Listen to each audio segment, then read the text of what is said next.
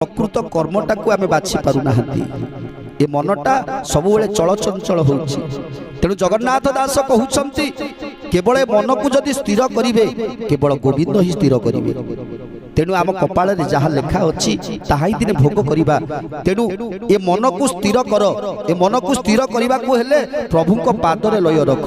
प्रभुंकर शरणागत जो जन ही थांती तांकर चित्त संयम ही थाए।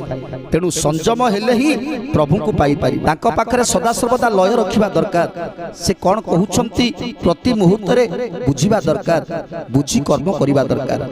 जदि ताहा न करंती ताहले कौन हुए? जगन्नाथ दास कहउछंती गोविंद ताहाकु रागंती आयुष थायु से मरंती।